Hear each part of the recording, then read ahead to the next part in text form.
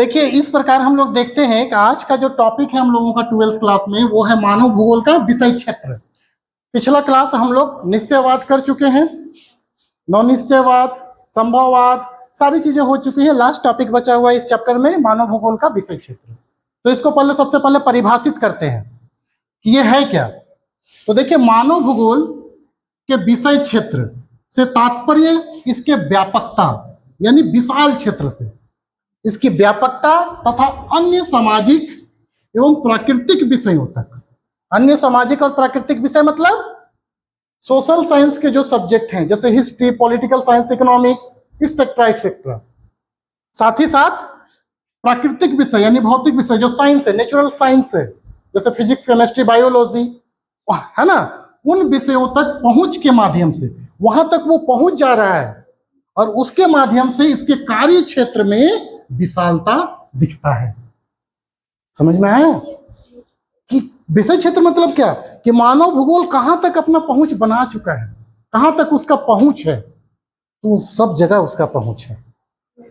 समझ में आया मेरा बात, ये है उसका, ठीक। यानी इसकी प्रकृति और विषय क्षेत्र इसकी व्यापकता को दिखाता है, ठीक है। तो थोड़ा सा इसमें देख लीजिए हम लोग कैसे इसको स्पष्ट किए हैं। तो उपरोक्त परिभाषा से स्पष्ट है कि मानव भूगोल का विषय क्षेत्र काफी विस्तृत है। क्या है? काफी विस्तृत है। जो जहां मैं अंडरलाइन कर रहा हूं आप लोग भी अंडरलाइन या हाईलाइट कर लीजिएगा, पढ़ने में आसानी होगी।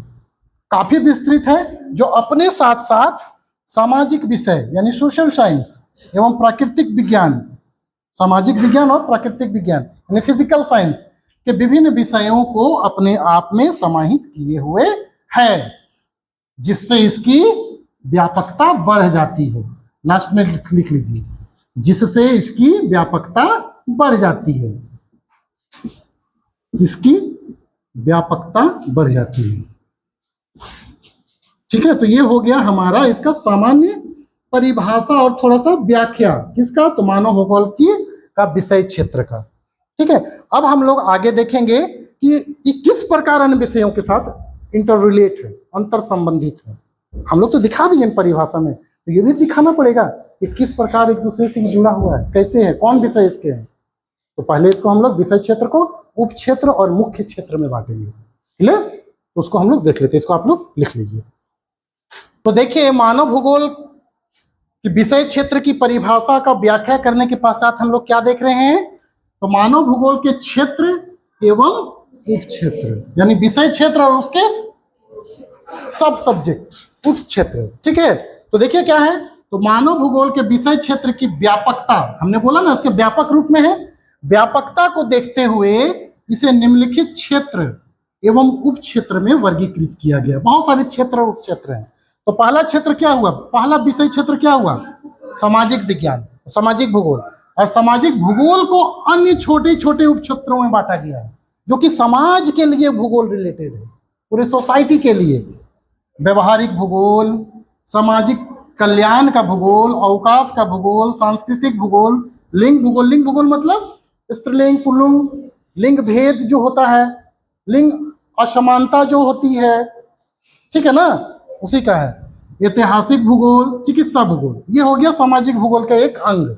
और ये मानव भूगोल का एक क्षेत्र है और इसका ये उप क्षेत्र है।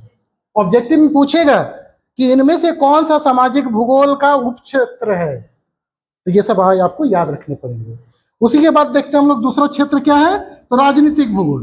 राजनीतिक भूगोल में दो उप क्षेत्र हैं, निर्वाचन भूगोल और सैन्य भूगोल। और भी बहुत सारे क्षेत्र हैं, उसको नेक्स्ट क्लास में हम लोग करेंगे। तो मानव भूगोल का विषय क्षेत्र का ये पार्ट 1 क्लास था, पार्ट 2 क्लास हम लोग कल करेंगे, ठीक है। तो चलिए आप लोग कंटिन्यू इसी तरह पढ़ते रहिएगा। सभी को धन्यवाद।